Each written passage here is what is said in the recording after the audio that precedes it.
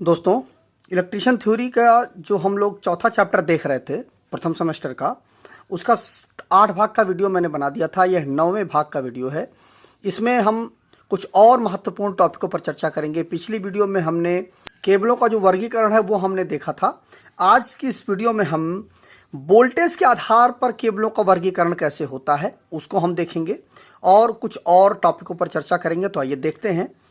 देखिए, वोल्टेज के आधार पर अगर हम केबलों का वर्गीकरण करें तो सबसे पहले तो हमें यह पता होना चाहिए कि वोल्टेज कितने प्रकार की होती है, तब ना हम उसका केबलों का वर्गीकरण कर पाएंगे।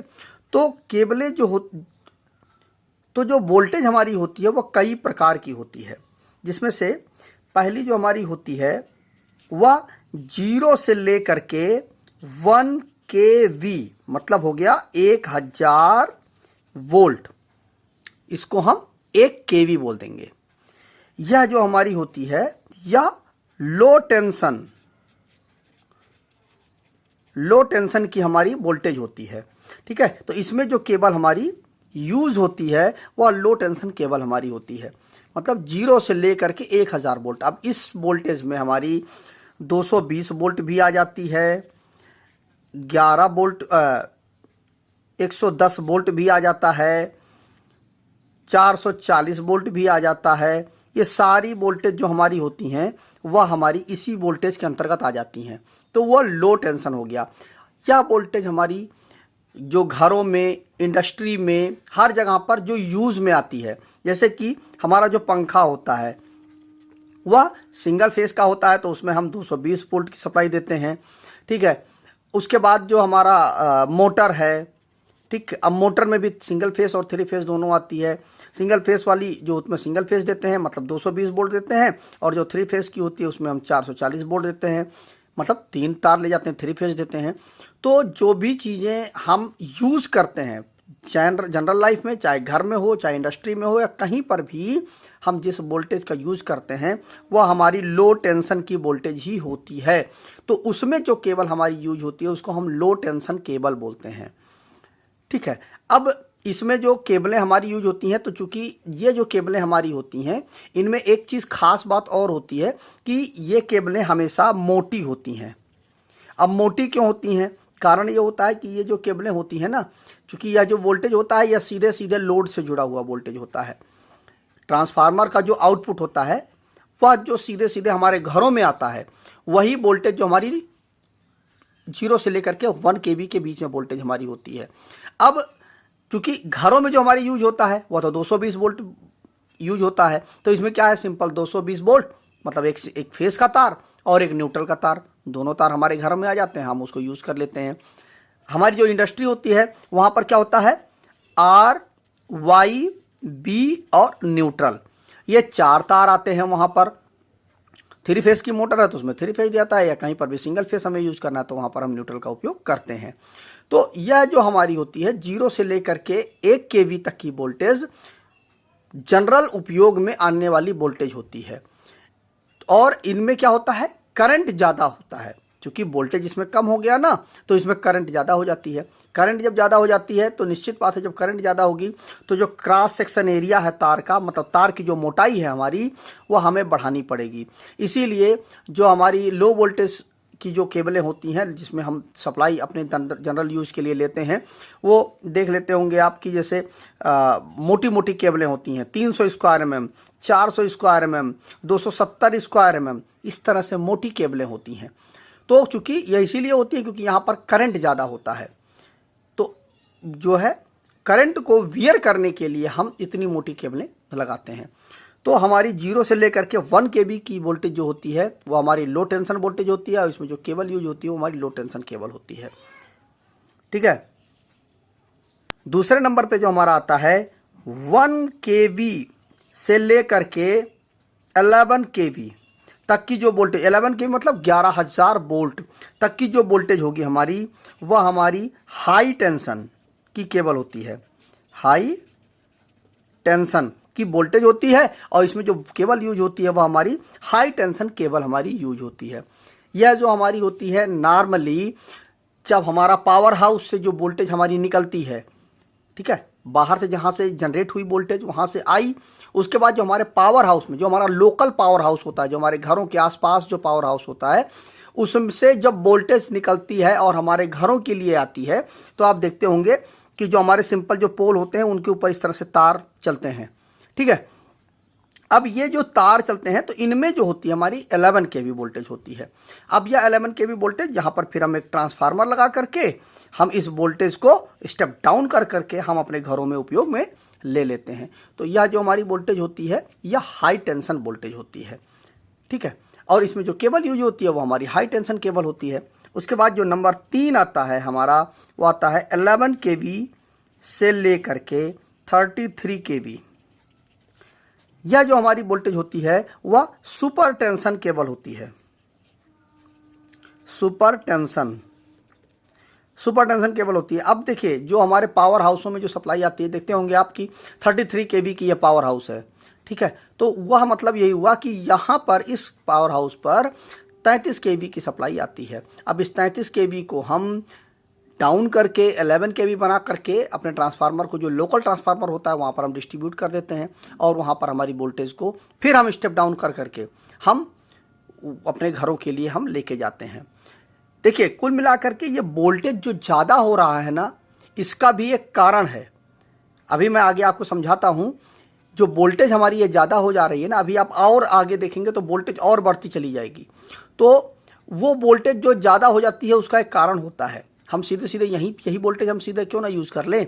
जान लीजिए जहाँ पर हमारी जनरेटर बिजली हमारी पैदा हुई है वहाँ से लेकर के सीधे हम 1 केवी ही सप्लाई लेकर चले जाएँ या 220 वोल्ट की सप्लाई सीधे लेकर के चले जाएँ, तो उससे हमें क्या नुकसान है, आगे आप इन चीज़ों को समझेंगे। तो फिलहाल अभी आप देखते चलिए। तो 11 केवी से लेकर के 33 केवी की जो वोल्टेज होती है वो सुपर टेंशन की वोल्टेज होती है। सुपर टेंशन उसको बोलते हैं। और उसकी जो केबल उसमें जो यूज होती है वो हमारी सुपर टेंशन केबल होती है, या इसकी जो केबलें होती हैं वह थोड़ी और अच्छे इंसुलेशन की होती हैं, ठीक है। इनके ऊपर किट वगैरह भरी जाती है और इनको बहुत सेंसिटिव केबलें होती हैं। लेकिन बस इसमें क्या होता है, चूँकि वोल्टेज बढ़ जाती है इसलिए इन केबलों की जो साइज़ है वह पतली हो जाती है।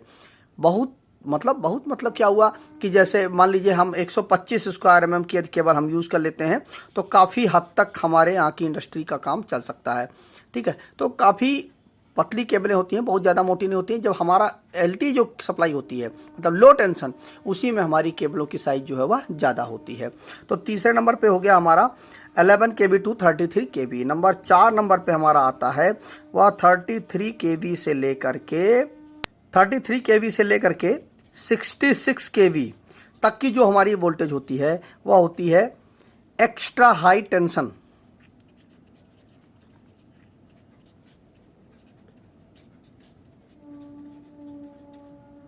अब यह जो वोल्टेज हमारी होती है वह एक्स्ट्रा हाई टेंशन होती है, मतलब 33 केवी से लेकर के 66 केवी तक की जो वोल्टेज होती है उसको हम एक्स्ट्रा हाई टेंशन केबल, मतलब जो वोल्टेज होती है उसमें जो केबल यूज होती है वो हमारी एक्स्ट्रा हाई टेंशन केबल होती है। उसके बाद जो चौथा के बाद 5वां नंबर हमारा आता है वह 66 केवी से लेकर के 132 केवी की जो वोल्टेज होती है, यह भी इसी वोल्टेज के अंतर्गत ही आती है, एक्स्ट्रा हाई टेंशन में ही आती है। मतलब 33 केवी से ऊपर, ठीक है, 33 केवी से ऊपर की जो भी वोल्टेज होगी वो हमारी एक्स्ट्रा हाई टेंशन की केबल होती है, ठीक है। तो ये भी मतलब, लेकिन यह क्या होता है कि 33 केवी से 66 केवी इसलिए बीच में डाल दिया गया है क्योंकि केबलों का हम वर्गीकरण कर रहे हैं, ठीक है। तो अब यह 66 टू तो 132 केवी जो हमारी होती है वह हमारी ऑयल फील्ड एवं गैस प्रेशर वाली केबलें होती हैं। इसमें जो वोल्टेज हमारी जो केबलें हमारी यूज होती हैं।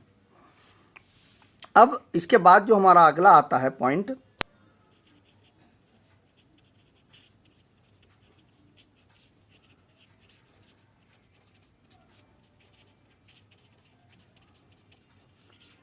अगला टॉपिक है भूमिगत केबलें बिछाना। कि जो अंडरग्राउंड केबलें होती हैं, नॉर्मली जो हमारी केबलें आप लोग देखते होंगे कि सिंपल पोल होता है, इस तरह से पोलों के ऊपर हमारी केबलें चलती हैं, लेकिन कहीं कहीं पर केबलें जो है वह अंडरग्राउंड होती हैं। अंडरग्राउंड मतलब जमीन के नीचे, जमीन है ये हमारी, मान लीजिए जमीन है, इसके नीचे यहाँ पर हम ऐसे केबलें लेके चलते हैं, तो हमारी अंडरग्राउंड केबलें होती हैं। ये कैसे बिछाई जाती हैं कि केबल को अगर ज़मीन के अगर नीचे बिछाना है तो इसके लिए आपको बहुत ही थोड़ा ध्यान देने की ज़रूरत है, बहुत सतर्कता की ज़रूरत है। ध्यान से आप एक बार केबलें आपको बिछाना पड़ेगा।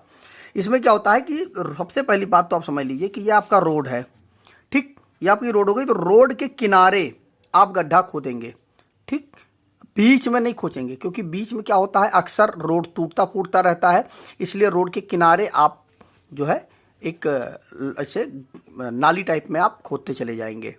बीच में कभी भी आप खोद करके केबल को नहीं बिछाएंगे, ठीक है। तो रोड के किनारे किनारे आप एक नाली खोदते चले जाए, और यह नाली जो है हमारी वह 1 मीटर गहरी होनी चाहिए, ठीक है। रोड के किनारे कम से कम 1 मीटर की खुदाई तो होनी ही होनी चाहिए, और 0.5 मीटर जो है हमारी चौड़ी होनी चाहिए। मतलब 1 मीटर गहरी और 0.5 मीटर चौड़ी हमें नाली खोदनी चाहिए। और उसके बाद उसमें जो हमारा, जैसे मान लीजिए हमारी ये नाली हो गई, ठीक है। तो यहाँ सबसे पहले इस इतने एरिया में, मतलब ये जो एरिया होगा हमारा वह 5 सेंटीमीटर का जो एरिया होगा, इसमें सबसे पहले हमें रेत बिछानी पड़ेगी। तो सबसे पहले हम रेत बिछाएंगे, उसके बाद हम इसके ऊपर हम केबल को रख दें, ठीक है। फिर अब इसके मतलब रेत आ गई, रेत के बाद आप केबल को बिछा दें जो हमको आपको केबल लेके जानी है। और उसके ऊपर फिर 15 सेंटीमीटर उसके ऊपर फिर आप रेत को बिछाएं। रेत की एक परत आप और 15 सेंटीमीटर तक आप बिछा दें। फिर आप यहाँ पर इसके ऊपर देखिए, सबसे पहले हमारी रेत हो गई, ये ज़मीन है, गड्ढा खोद दिया, उसके बाद रेत आ गई, हमने रेत डाल दिया, रेत के बाद हमने केबल डाल दी, और केबल के बाद भी 15 सेंटीमीटर की हम रेत डाल देंगे। उसके बाद फिर हम ईंटें वगैरह डाल देंगे, ठीक है। ईंटें वगैरह डाल करके काफ़ी थोड़ा मोटी परत जो है ईंटें की डाल करके उसके ऊपर सबसे ऊपर हम मिट्टी डालेंगे, ठीक है। फिर हम उसको पटाई कर देंगे, ठीक। तो इस तरह से आपको जो केबल है वह डालनी चाहिए।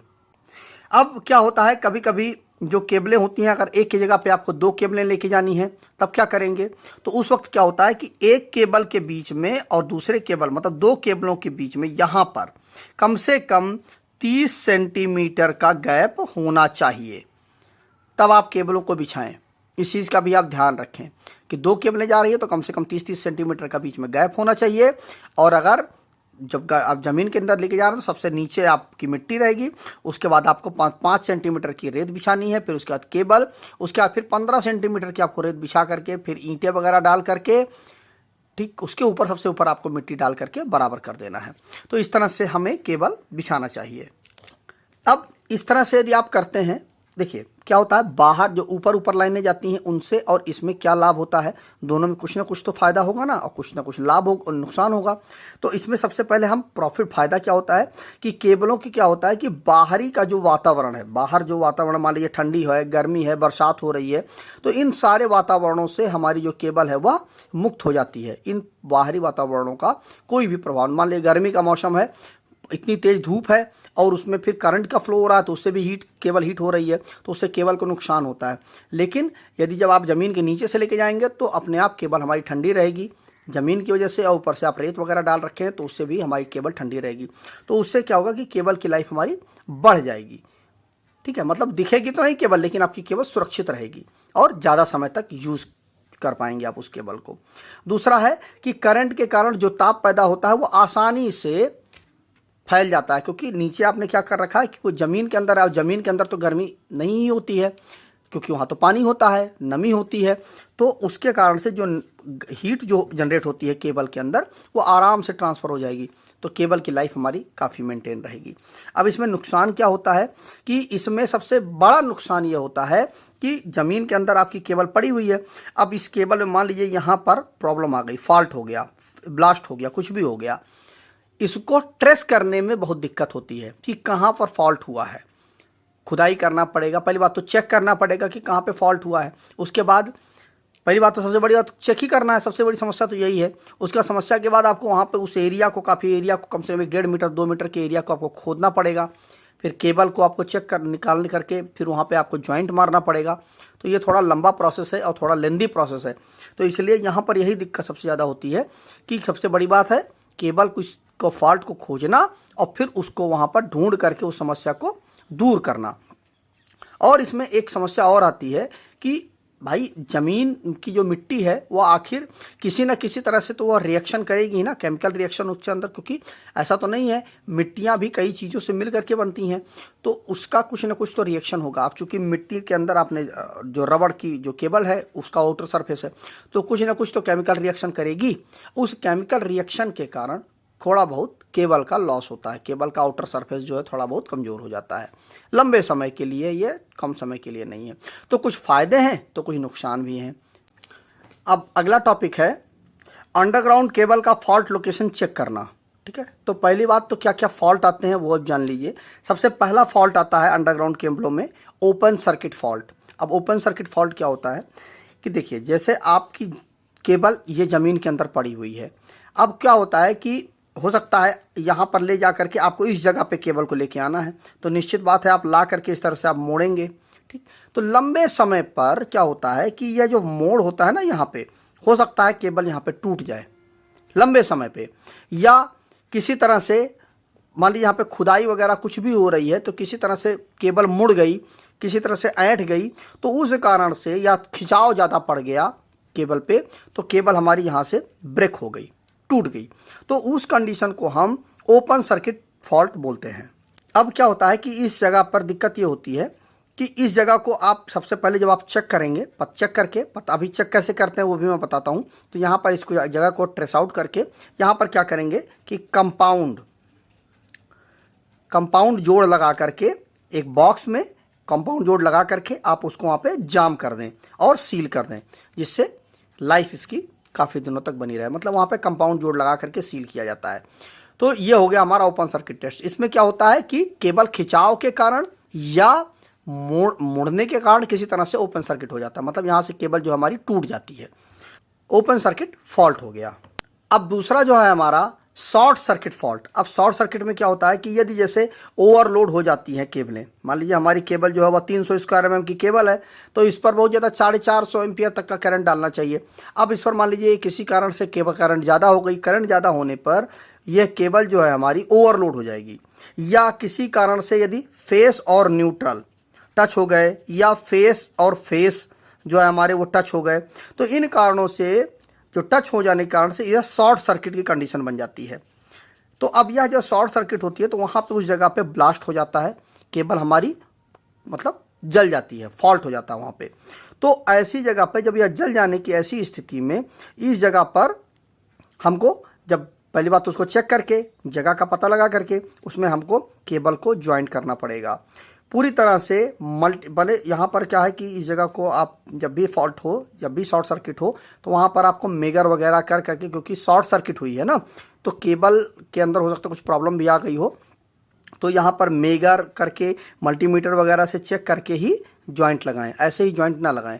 जैसे यहाँ पर क्या ओपन जब हो जाता है, ओपन सर्किट फॉल्ट हो जाता है, तो वहाँ पर क्या होता है कि आसानी से आप यहाँ पर भी चेक करें, लेकिन यहाँ पर संभावना कम होती है केबल के डैमेज होने की। लेकिन जब शॉर्ट सर्किट वगैरह होता है ना, तो चूंकि शॉर्ट सर्किट में करंट इतनी ज़्यादा मात्रा में बढ़ जाता है कि यहाँ पर ब्लास्ट हो जाता है। तो उस कंडीशन के लिए यहाँ पर प्रॉपर तरीके से आप चेक कर लें, मेजरिंग कर लें, मल्टीमीटर से चेक कर लें, सब तरह से चेक करके ही यहाँ पर आपको जॉइंट लगा करके तब केबल को आप रेडी करें। अब अगला हमारा फॉल्ट होता है अर्थ फॉल्ट। अब अर्थ फॉल्ट क्या होता है कि देखिए, जैसे कि हमारी ये केबल पड़ी हुई है ज़मीन के नीचे, अब यहाँ पर जैसे कि फेस और न्यूट्रल या फेस टू फेस शॉर्ट हो गए। शॉर्ट होने पर क्या होता है कि मैंने आपको बताया था केबल की संरचना में कि सबसे ऊपर वाला वो जो आवरण होता है वो प्लास्टिक का होता है, उसके नीचे जो हमारे होते हैं वो आर्मड लगे हुए होते हैं, और जो कि आर्मड हमारे जीआई के होते हैं, और उसके एक सिरे को अर्थ कर दिया जाता है और दूसरा सिरा भी अर्थ कर दिया जाता है। तो कुल मिला करके जो हमारा आर्मड होता है वो अर्थ होता है, ग्राउंडेड होता है।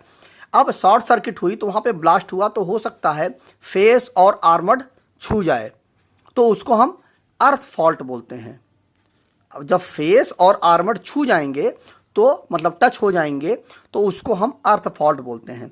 तो इसमें क्या होता है कि केबल के दोनों सिरों पर मेजरिंग करके चेक कर लें आप, तभी आप इस वहाँ पर जोड़ लगाएं, और इनके दोनों कोरों को मतलब इस साइड में भी और इस साइड में भी, दोनों साइड में आप मतलब डिसमेंटल कर दें, कनेक्शन को डिसमेंटल करके यहाँ से भी कनेक्शन हटा दें और यहाँ से भी कनेक्शन हटा दें। उसके बाद इसमें आप जब मेजरिंग करें तो मेगा ओम में वैल्यू आनी चाहिए।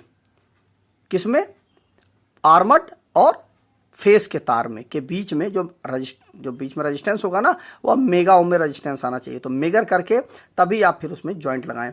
अगर जो आप मेजर कर रहे हैं अगर वहाँ पर 0 आ रहा है या कुछ ओम में रेजिस्टेंस आ रहा है तो आपकी केबल सही कंडीशन पर नहीं है। जैसे ही आप सप्लाई चालू करेंगे तुरंत फिर से ब्लास्ट हो जाएगा। तो इस चीज़ का भी आप ध्यान रखें कि आप प्रॉपर तरीके से चेक करके, जब मेगा ओम मतलब आर्मड टू फेस के बीच में मेगा ओम में रेजिस्टेंस आना चाहिए, इस चीज़ का आप ध्यान रखें। जब यह हो जाए, मेगा ओम में रेजिस्टेंस आ जाए, मेगा ओम में उसकी वैल्यू आए, तब जा करके उसको आप फिर से जॉइंट लगा करके आप उसको चालू कर दें। अगला टॉपिक है हमारा फॉल्ट पता करना। कैसे हम फॉल्ट पता करते हैं अगर अंडरग्राउंड केबल है, तो आइए उसको भी समझ लेते हैं। देखिए, जैसे कि हमारी यह केबल है, यह ज़मीन के अंदर है, इसके ऊपर, और ये हमारी ऊपर की ज़मीन है। अब यहाँ बीच में कई सारी परतें बिछी हुई हैं। हमारी रेत की परत होगी, फिर केबल होगी, फिर रेत होगी, उसके ईंटें होंगे, उसके ऊपर मिट्टी होगी, जैसा कि मैंने अभी आपको बताया है, और सबसे ऊपर हमारी ज़मीन है, हम वहाँ पर चल रहे हैं। अब यहाँ पर अब केबल हमारी, मान लीजिए यहाँ पर फॉल्ट हुआ है, इस जगह पे फॉल्ट हुआ है, तो अब हम कैसे पता करेंगे इसके पास कि यहाँ पर हमारा फॉल्ट हुआ है? तो इसके लिए एक मशीन आती है स्पेशल प्रकार की, उसी से यह पता लगाया जा सकता है। क्योंकि अगर हम खुदाई करेंगे तो कितना हम खुदाई करेंगे, परेशान हो जाएंगे हमको पता ही नहीं चलेगा कि कहाँ से सप्लाई हमारी ब्रेक हो रही है।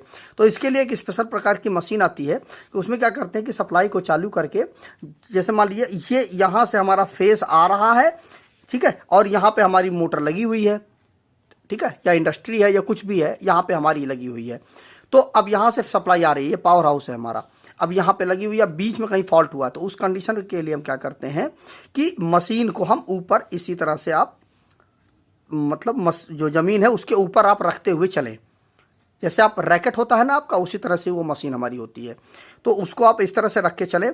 और क्या करेंगे कि जब आप ले करके यहाँ पे चलेंगे ना, तो क्या होगा कि जैसे वाली यहाँ से सप्लाई आ रही है और यहाँ तक सप्लाई आ रही है, जहाँ पे फॉल्ट हुआ वहाँ तक तो सप्लाई आएगी। जब आप ब्रेकर को ऑन कर देंगे, उस कंडीशन की बात बता रहा हूँ मैं, तो निश्चित बात है अब यहाँ पर जब आप जो आपकी केबल में जो हमारी सप्लाई आ रही है, तो उसमें निश्चित बात है मैग्नेटिक फील्ड तो ज़रूर बनेगी।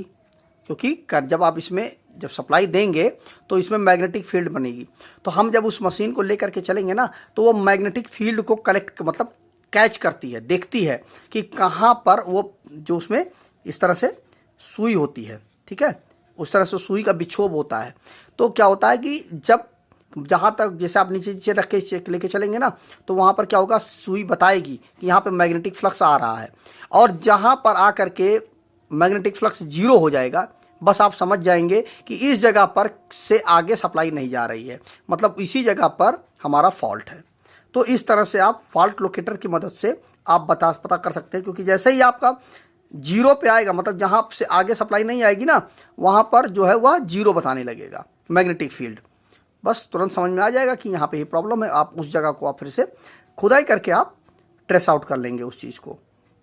तो इस प्रक्रिया को, फॉल्ट को ट्रेस करने की प्रक्रिया को मुरे लूप परीक्षण हम कहते हैं। मुरे लूप परीक्षण, ये एग्जाम में भी पूछ लिया जाता है कि मुरे लूप परीक्षण क्या होता है, तो आप आसानी से बता सकते हैं कि मुरे लूप परीक्षण ये होता है। तो इस तरह से आप केबल की लोकेशन को ट्रेस कर सकते हैं कि फॉल्ट आखिर है कहाँ पे। वो तुरंत विक्षोभ होना बंद हो जाएगा, ठीक है, जो वैल्यू है हमारी मैग्नेटिक फील्ड की वह 0 हो जाएगी। तो आज की इस वीडियो में हमने कई सारे टॉपिकों पे चर्चा किया। केबलों को, अंडरग्राउंड केबलों को कैसे हम बिछाएंगे, उसमें कितने प्रकार के फॉल्ट होते हैं, कितने प्रकार की वोल्टेज के आधार पर केबलें होती हैं, और फॉल्ट की लोकेशन को हम कैसे पता करेंगे, इन सारे टॉपिकों को काफ़ी डिटेल में हमने समझने की कोशिश की है। अगली वीडियो में हम केबल का प्रयोग में सावधानी क्या क्या चीज़ें की करनी चाहिए हमको, और भी कई सारे टॉपिकों पर हम चर्चा करेंगे। तो अगला भी वीडियो बहुत ही मज़ेदार का वीडियो है, बहुत ही कमाल का वीडियो है। तो आज के इस वीडियो में बस इतना ही। मिलते हैं एक नए वीडियो में। नमस्कार दोस्तों।